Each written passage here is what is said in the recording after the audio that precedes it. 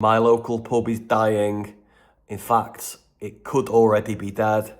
And this is something that I'm sure you're seeing in your local boozer in 2026. It's sad that the pub industry is dying. That's the reality. You can't fail to notice it whenever you pop out for a pint in your local pub. Now, going to the pub is a rite of passage for British people for generations and generations. You know, we won 2 world wars because of our local pubs, in my opinion. Now, what's happened to the pub trade is devastating, but it's not the reasons that we're told. We're often told it's government, it's taxes, it's financial pressure on landlords and breweries and stuff like this. And if you're a boozer and you like a pint, which most of us do, you'll know that's not the main reason. There's a number of different reasons why pubs are dying, and it is something that we've got to address, you know.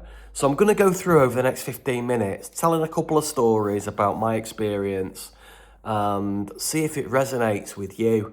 But over the last 10 years, I would say, the reason why pubs are in decline, well, there's 5 reasons that I reckon there's 5 main reasons. The first reason is supermarket drinking, all right? Being able to buy a box of beer for less than the price of a pint. So as soon as supermarkets were able to sell beer in volume, back in the late 90s, beer sales in pubs have just declined and declined. Because in reality, if you can get 24 cans of beer for the price of 3 pints in a pub, that is a lot more attractive to people, especially in this financial economy at the moment. So there are a lot of people who make brilliant pub goers who used to go to the pub who just don't anymore because they get it from the supermarket, they put it in the fridge, they don't hit the pub after work, they just go home, get a beer out of the fridge, stick Netflix on and consume their beer like that in isolation. Now, I know that's not the point of pubs, the point is to socialise, but in reality, we have technology now where you can sit at home. In fact, you might even be drinking a pint now at home, watching this video and wondering why your local pub's dead. But the thing is, people's lives have changed, and now in 2026, people are not content to spend more than a £5 on a pint of beer in a pub. You'd rather go to the off licence on the way home and get 4 cans for a £5. And that's the reality. Now, I remember sneaking into pubs when I was 16 years old, and a pint was £1.70, and I remember it going up to £1.80, and that was a major talking point in the pub, believe it or not, a 10p price rise. Now, I did a video the other day on the rise of the £10 pint, and quite unbelievably, a pint in some parts of the world, in this country, are costing a tenner.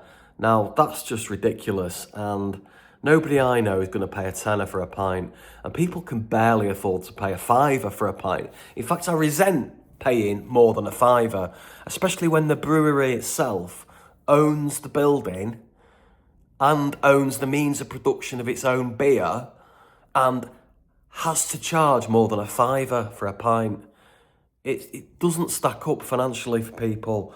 So supermarket prices have forced people out of pubs. Top lads that used to go in pubs and should be in pubs having a laugh with friends are not doing it because the prices are too attractive in the local supermarket. Now, the other thing is, and I alluded to this, pubs now are property companies. They're making more money each year on the rising value of the property that they own. They paid the mortgage off on these pubs 100 years ago, a lot of the time. So what they're doing is they're sitting on this asset and it's accruing in value at a faster rate than they can sell beer for a £5 a pint. So they're effectively property companies that are holding this real estate. So that's the real business that I think they're in. They're not in the business of selling beer for less than a fiver to two blokes who are having 2 or 3 pints every night or every week. They're really in the business of accruing land and property, seeing it go up in value, and then flogging it off to property developers. That's what I think the raison d'etre really is, underlying the pub industry. They're basically property companies. Now, the main reason I think pubs are dead is because cultural change, and by that I mean what we used to do. It used to be totally normal to nip out for a pint at lunchtime. Office workers easily go for a pint. Instead of a meal deal, you go and have a quick pint in the local boozer. That culture is completely dead. Nobody goes for a pint at lunchtime anymore, unless you're retired, all right? So if you're a working man, you're not going to the boozer at lunchtime. You'll get fired by your boss. You'll be hauled into the HR department and basically drummed out of your job. You'll be a pariah amongst your workers if you go in, even smelling of the barmaid's apron. You're going to get fired. So that culture has disappeared. And more importantly for me, the post-work culture of nipping for a pint has also died. People are just in a rush to get home from work. They don't want to socialise with the colleagues. This is why people love working at home, because they don't have to mix with people they work with. So this is a major reason that early doors trade has died off from that white collar worker. Now you'll still get the plumbers and the plasterers and the builders and all that going in for early doors. But even then, it's not like it used to be. Drink driving laws, rightly, in my view, they've got stricter, right? But it does prevent a lad nipping for a pint after work. You're not going to go out for a pint of Diet Coke and pay four quid to sit there in a boozer. It just isn't going to happen. So the early doors trade, pubs are nothing like they used to be. They used to be packed, brimming to the rafters at the bar. You had to wait to get served at 5 o'clock midweek. Those days are completely gone. You'll know that if you've been to your pub recently at 5 o'clock. The trade has definitely died off. The cultural change has also been people are more health conscious. People in the 40s, 50s, 60s are definitely more health conscious than they used to be. Most people now, not most people, but a lot of people are hitting a gym after work instead of going to a pub. You know, they're going to the gym. They're not eating a packet of pork scratchings and having 3 pints of lager. It's just not happening. So that cultural shift from relaxing with a pint of beer has been replaced by gym culture and health and well-being culture. And that's killed pubs completely. And what pubs have tried to do is they've tried to replace the sales of beer with the sales of food. And obviously that completely changes the vibe. So it's not that many pub goers actually eat in a pub. Your regular boozer does not regularly eat in a pub, even if they're there every day. Your regulars are not eating meals in pubs. You know that, I know that, but we keep being told that pubs need to shift to food, serving more food, but the boozers don't want it. And what they're trying to attract is people that would never be seen dead in a pub in the first place. So that is a major problem. Now, the pub as a social hub has disappeared. So social media now has taken over and transformed the way that we interact. And you don't need to go to a pub now to catch up with your mates. Everybody has a WhatsApp group. Everybody's on Facebook. So you can see what people are up to. And gossip is shared more quickly on Twitter and Facebook than it is at the bar in a local pub. So, you know, it is really sad. It's a really sad situation. And I'm just fed up of being told that We need to save our pubs by reducing taxes. Even if they reduce taxes for pubs, the price of beer is not going to reduce for you. It's not going to happen, is it? We know that.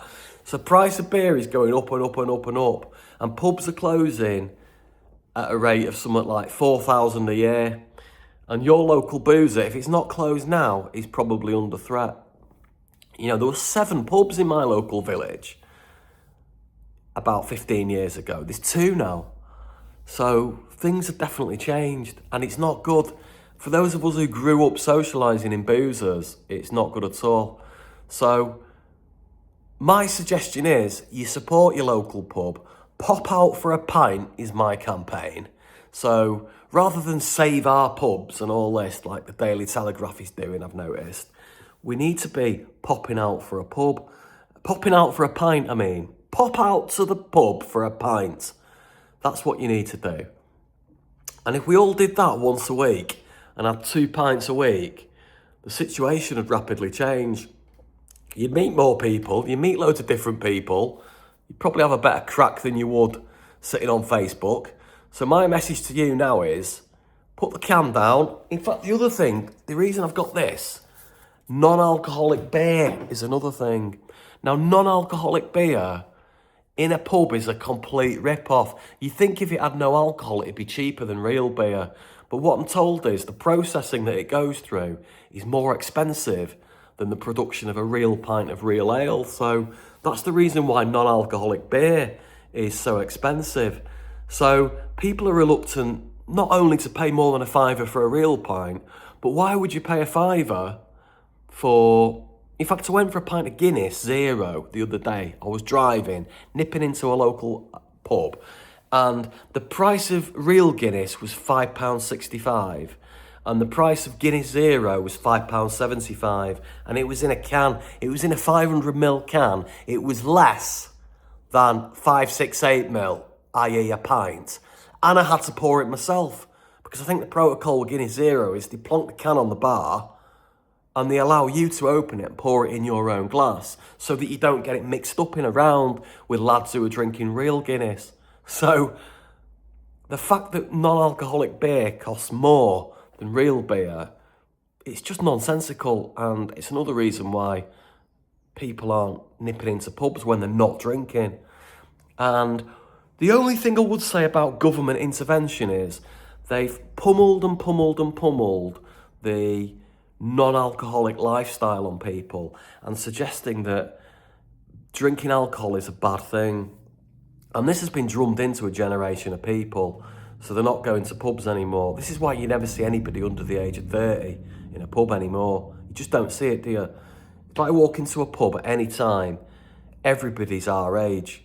Everybody's over 40, 50, 60 in a boozer. And it's 90% male as well. You know, which is no bad thing necessarily, but when we used to go to pubs, we'd go before a bar and before a nightclub. So what you'd probably do is you drink 4 cans of Stella at home, a pre-boozer warm-up, and then you would go to a pub, meet the lads in the pub at 8 o'clock, and you'd spend an hour or 2 in a pub or even a couple of pubs or do a bit of a crawl, and then you would end up in a bar, and then you would end up in a nightclub and then come home at 2 o'clock, not before getting a kebab or fish and chips or something like that, and jumping in a taxi and getting home at 2:30. So those days are gone. Nobody's pre-drinking and nobody is going to the pub before. They're just staying at home, taking whatever they're taking, and then hitting a club if they're going out at all. So that's my perspective. I'd be interested to know if your pub is booming or dying. Please let me know in the comments what you think, because I'll be really, really interested. This won't be the first or last time I talk about pub culture and pubs, because I think it's massively important to our DNA that pubs survive.